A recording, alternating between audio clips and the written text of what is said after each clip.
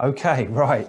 We've got a few people still logging in, but let's get it underway to keep to time. And welcome back, ladies and gentlemen. I hope you had a very pleasant lunch and had some good meetings if you were doing those in between the morning sessions and now. I'm delighted to be joined by a familiar face and friend, Raul Barrera, who is Senior Vice President for Business Development at Menzies Aviation. Welcome, Raul. Welcome back. Thank you, Max. It's great to be back. No, it's a pleasure to have you back. And today we're really looking for an update on your story at Menzies Aviation about your response to the COVID crisis. And we've been lucky to have you, telling us what the measures you've taken since the start, since last early summer, springtime, and how you are achieving ground handling excellence and greatness under the conditions that we're seeing with the new normal. So I will hand over to you. Thank you, Max. It's great to be back. Thanks for the invitation one more time. It is going to be close to a year since the first time we participated in a forum like this. And this time is reassuring because it feels that we're finally coming out of that difficult, challenging time in our industry. At that time, we were uncharted waters, uncertainty, and we were talking about the survival of the industry. So glad to see that we made it, and the conversation now is around how do we rebuild and become stronger. In previous conversation, Max, we talked about a number of things. If I look back at the timeline for our COVID-19 evolution, and we were to break it in a 1 year timeline at first, when the new threat appeared, as I said, it was a discussion about how do we survive, and we quickly identified at the time that it was our people. The first priority, that we needed to protect our people, their well-being, to make sure that we could make it to the other end. It was a global threat, and we had to mobilize the entire organization. But I think we managed to do a good job and went into the next phase of that threat, which was dealing with the crisis. And through that second stage, we talked about resilience, and that became the theme word in the industry.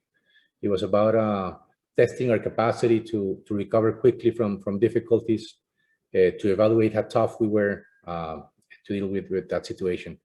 And I remember at the time when we had that conversation, we talked about issues that we were dealing with in the industry at the time. We talked about liquidity and how do we keep cash flowing. We were treating every dollar as a prisoner, no investment, everything was to keep the operation running. We talked about our operations and downsizing to make sure that we had an operation that matched the volumes that we were seeing at the moment. And important also the conversation with our customers. We were looking into partnering and finding ways to come out together of that crisis. So we talked about flexible SLAs. We talked about improving our cash collection, adjusting to the needs of our customers, but it was a different type of discussion. Now, if we look at it and the results of that exercise over a year, it left some scars. All our geographic regions were affected by the drop in travel. We have our turnaround volume down by almost 60%. Our fueling events down by 46%.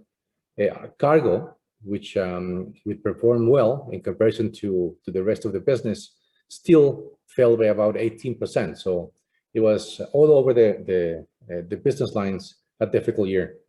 Now, this all contributed to a drop in revenue of 38%, a reduction in our workforce of 30%, and unfortunately, we even had to have a conversation about closing stations.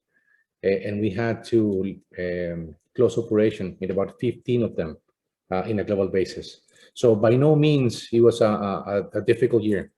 Even though if we keep it in context of the threat, we managed to do okay. And in spite of as a company reporting a loss, I think keeping things in context, it wasn't as bad as it could have been.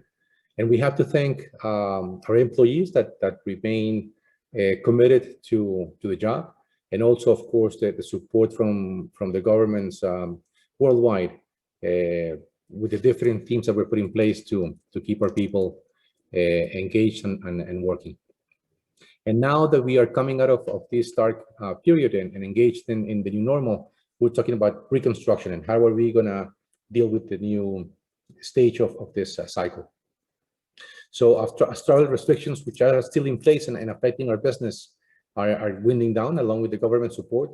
We look at the business in the industry, and we don't see that we're going to go back to the volumes that we had in 2019, not until 2023, if we do okay. So what that means is that we have to restructure our cost base, and we have to reshape our business portfolio. So we come out as a different company, if you want, with a few set of requirements that make it difficult. And when we do that and we plan for the future, we look into what do we need to be successful. And there are three pillars that we are looking at Menzies. One, and going back to the first point we had initially of our people and the well-being of our employees, we understand that they're the #1 priority. And that resilience that we talked about earlier comes with a price. And the difficult, stressed situations that we all endure make people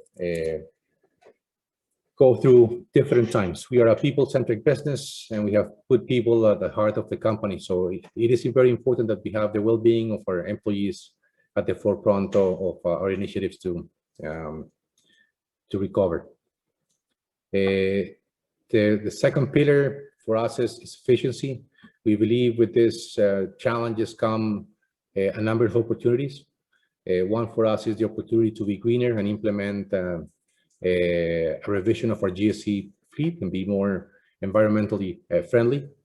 And the reset of our workload and volumes. In some stations, we have to start from scratch and rebuilding the business that was once booming. So it's an opportunity for us to reset.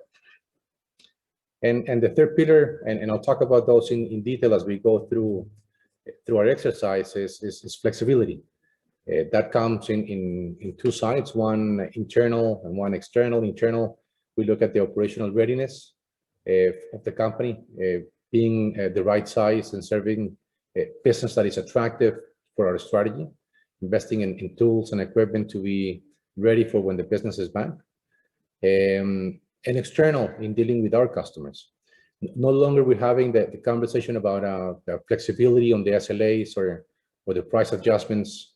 Now we're talking about developing solutions together with our customers. We still want to be in close collaboration with our customers, and we're moving that conversation to a different stage.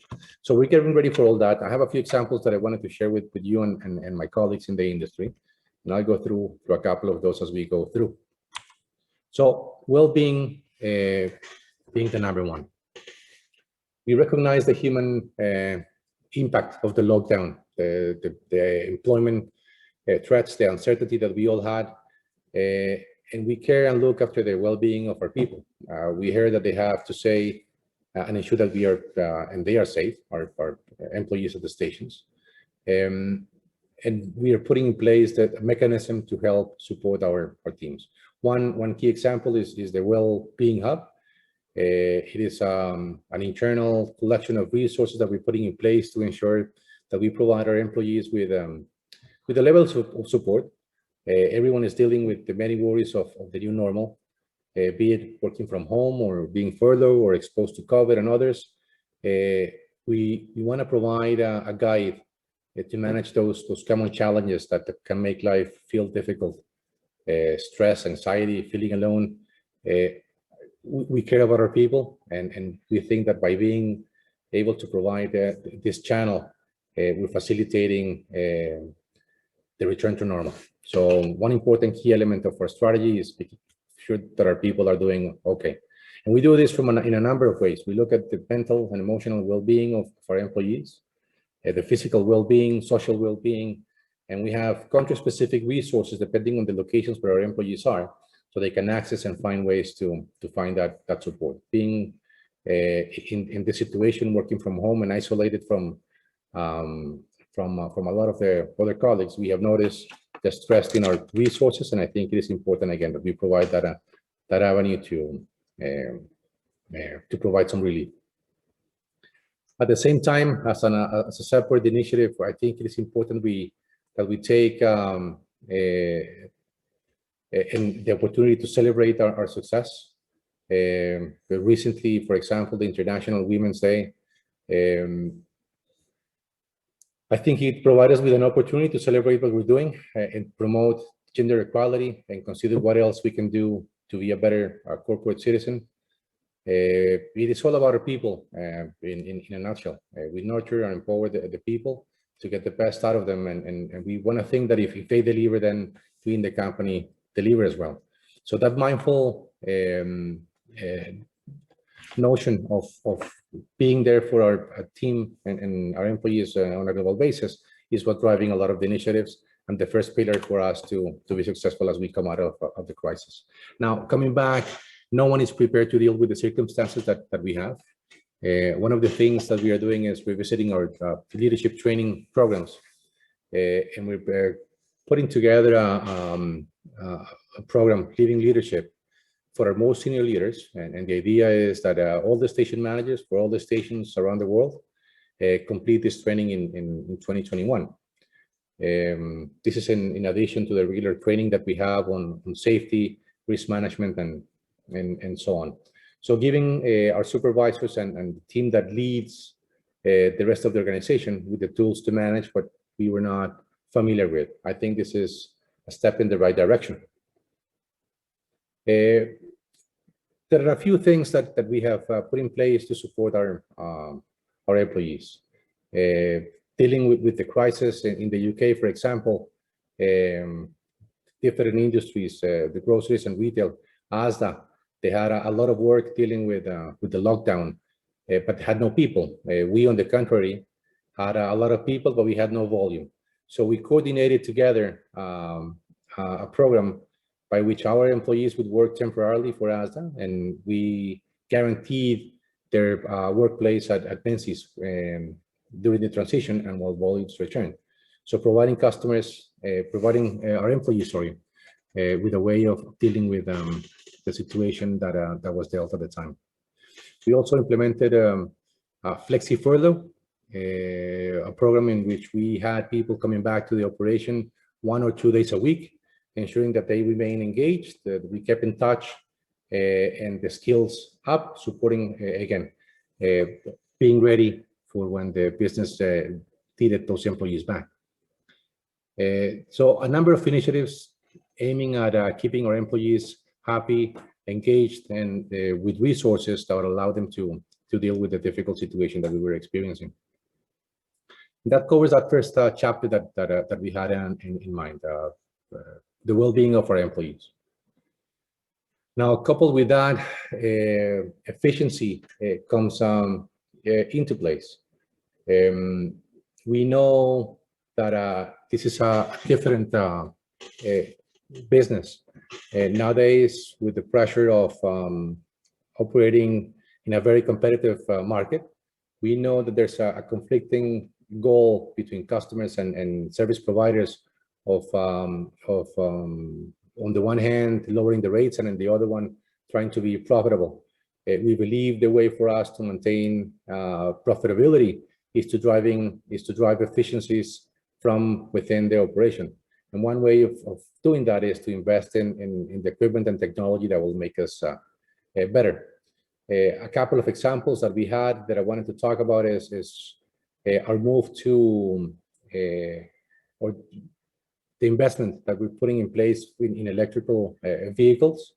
One recent example we have in Oslo, in Europe, where we are implementing the first of its kind, an electrically powered de-icing unit that cuts emissions by about 87%.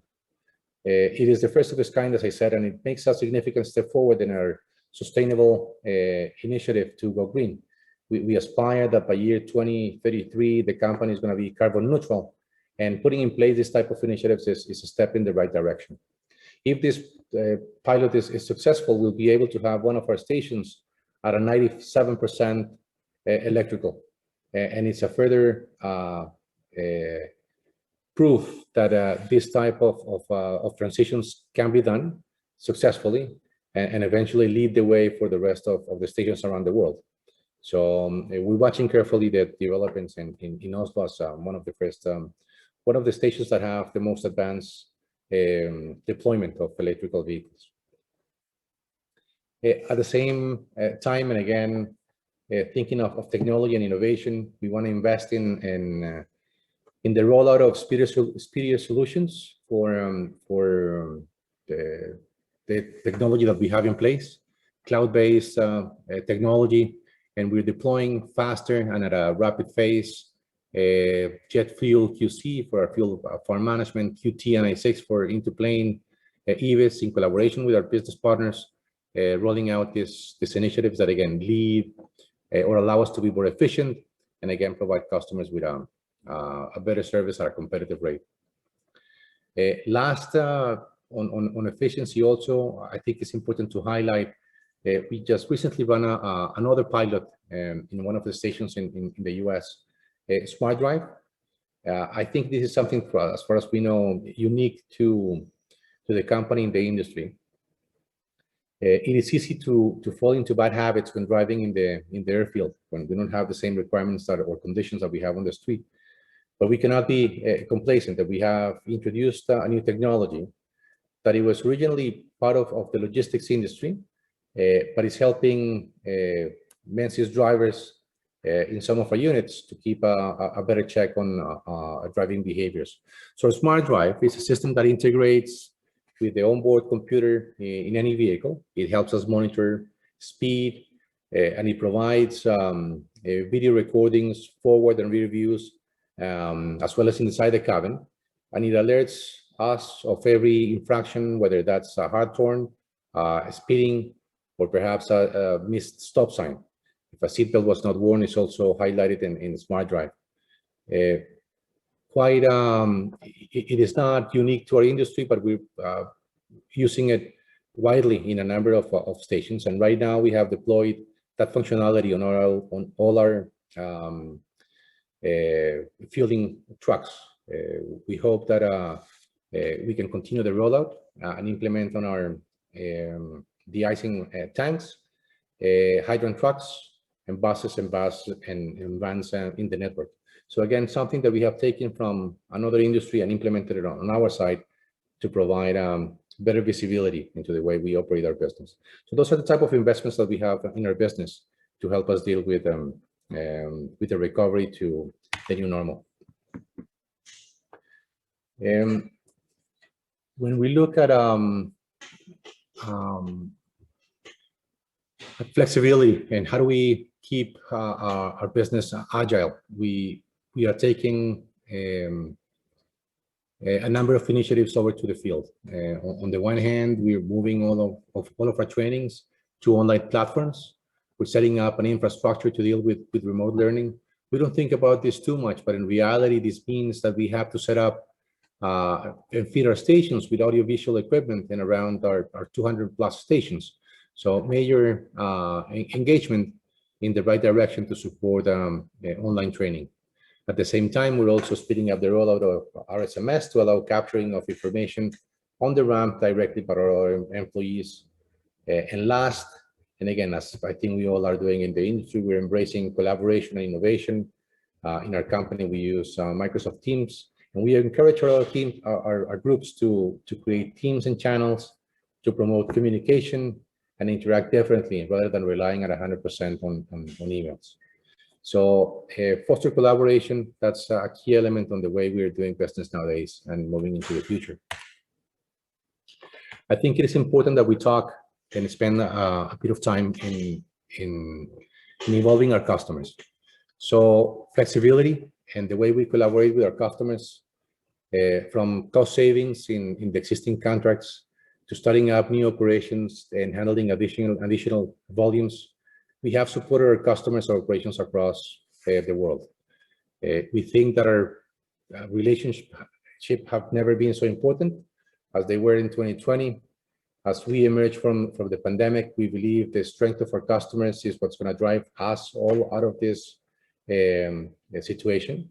And collaborating with our customers is part of the new approach that we have in place.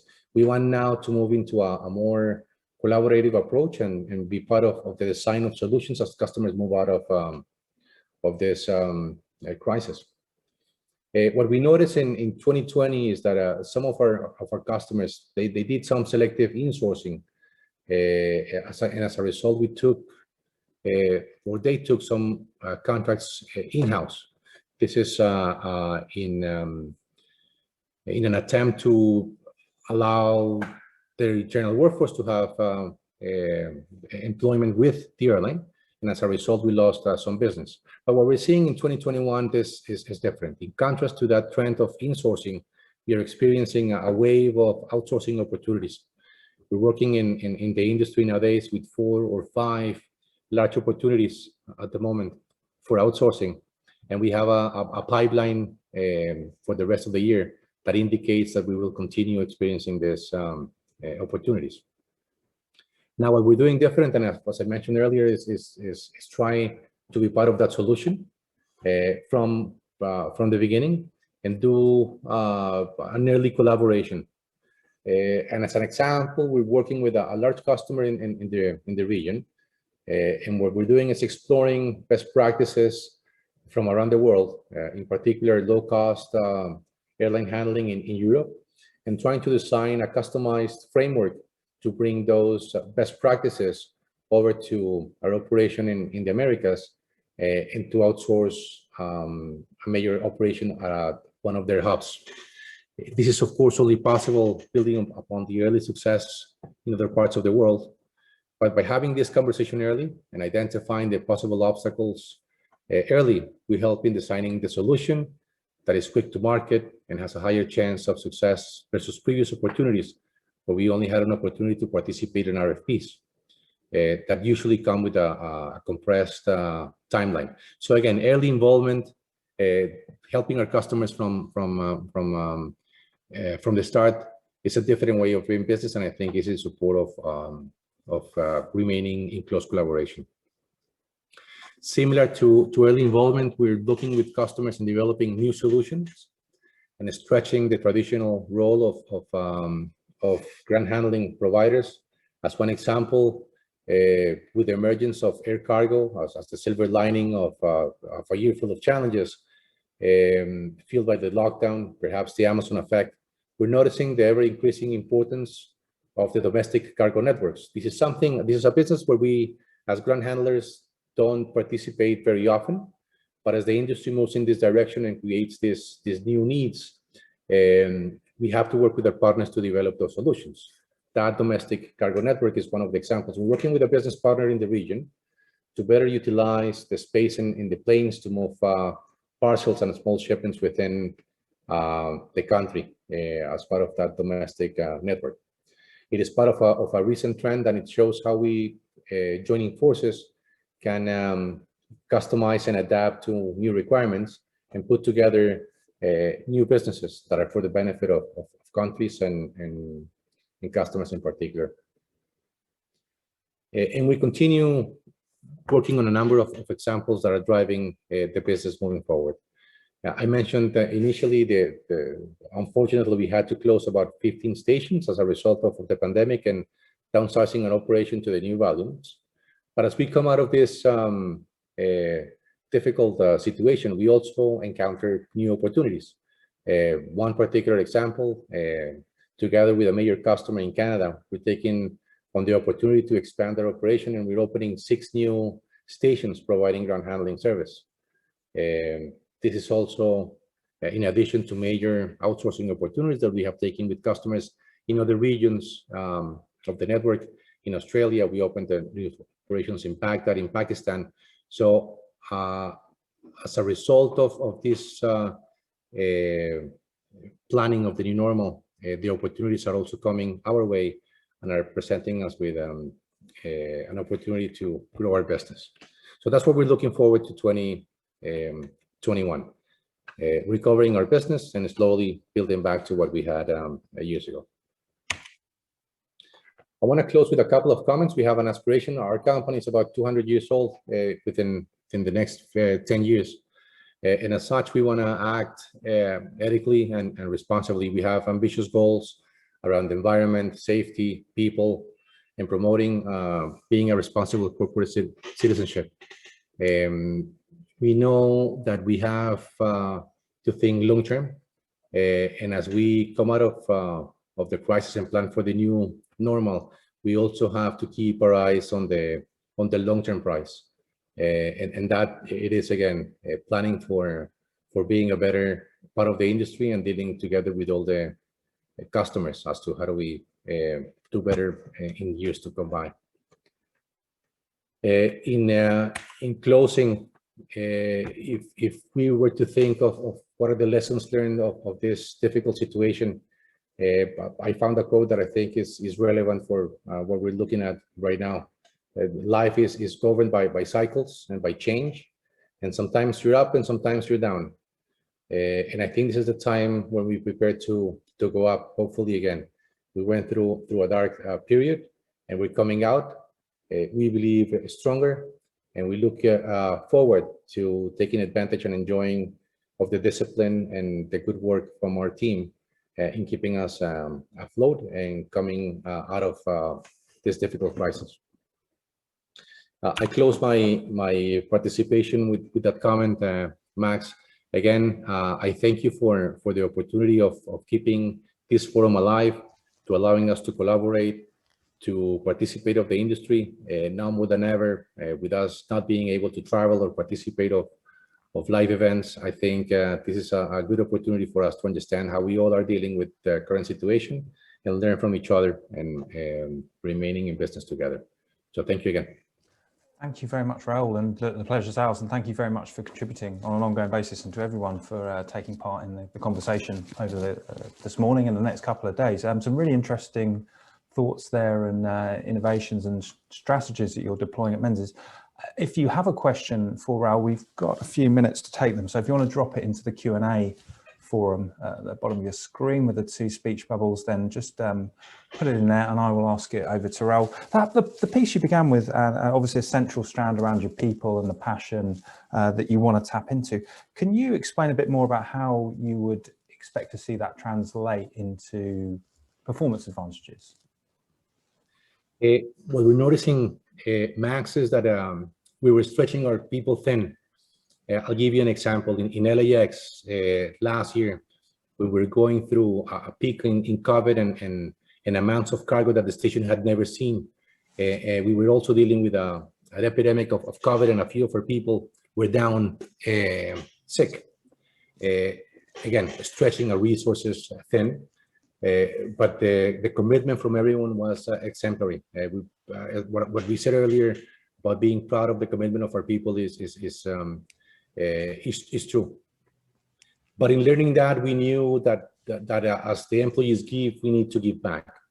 And that's what's driving some of the initiatives on our side of the well-being hub, incentives for people that stay with the business, and making sure that we provide the avenues for them to grow. Now that we learned from that experience and we put in place the mechanism that allows people to participate and to stay actively engaged, the comments and feedback are quite positive, and people see that sense of belonging to the organization that drives that business in a positive direction. So we're seeing the benefits, we're seeing the results, and now that things are much better, we can see that our turnaround for labor has actually improved in comparison to what we had prior to COVID. So I think it is.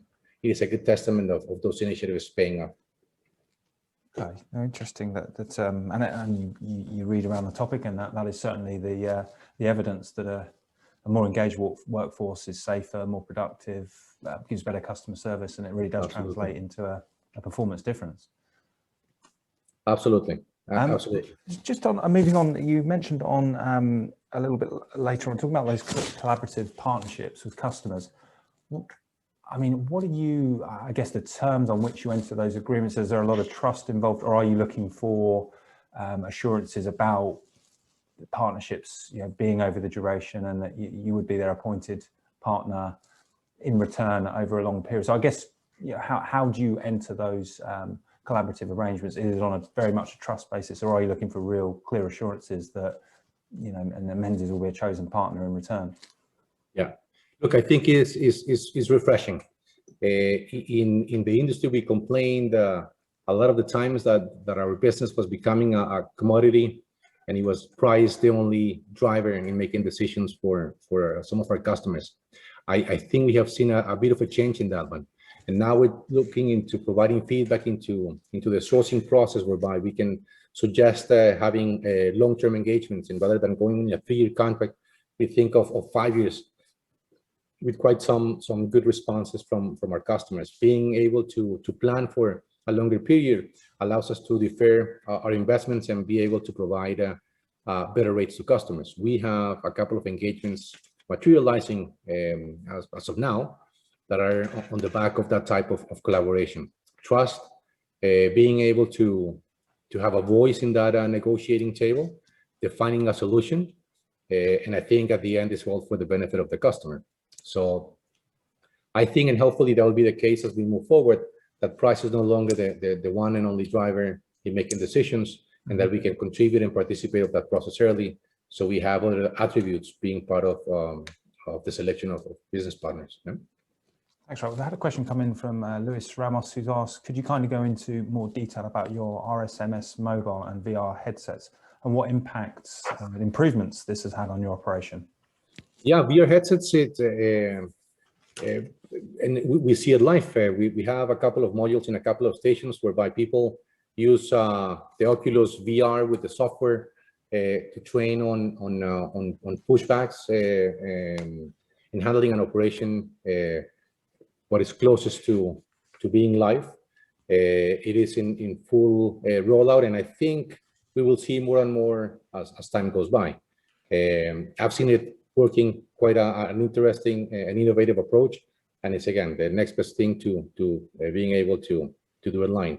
And the RSMS mobile is the solution that we take to the field to allow people to capture data on the field and feed that information over to our systems to collect information live. And that information is processed on our end for internal analysis, but also for our customers to provide visibility real time as to what is happening with their turns and their flights and their operation. So it is not necessarily something new. I think this is something that we have seen over the past 3, 4, 5 years. But what we're seeing now is a faster rollout and the emergence of these technical solutions as the way for us to be more efficient and drive cost out of the operation. This is the way that we see we can contain or maintain our competitiveness as we move forward in these new challenging times. Thanks for the question. Yeah. Thank you, Luis, for the question. And the last one for me, we've got a couple of minutes left, but the real commitment there that you mentioned to go carbon neutral by 2033. Why did you feel that was so important, and at the time to do that and make that pledge is now, and sustainability, obviously, of course, an agenda that yeah, the relevance grows without coming out of this crisis? It is an aggressive goal, Max. But it coincides with our 200th anniversary. So we want to set the bar high because we think we can aim at that goal. And the example that I mentioned of what we're doing in Oslo is something that we replicated with good success. And if we put our minds to it, I know it can be done. We just need those 3, 4, 5 pilots that work well, and then the deployment is much easier all across our stations. We hope that we as leaders in the industry set up the tone in following up what our customers are demanding from us as well, but that if everyone follows, it's going to be a safer and healthier environment for all of those participating in the industry. So yeah, big goal, but I think achievable within range. Thanks, Raul. We look forward to updates on your progress towards it and the continued recovery in the business. Thank you very much again for your presentation this afternoon and your continuing good work. And we look forward to hosting you for the rest of the conference. Excellent. Take care, and we'll see you again soon, I hope. Thank you, Max. Thank you, Raul. Looking forward to Thank you very much. a better year. Bye, everyone. Indeed, yeah, we too. Thank you very much.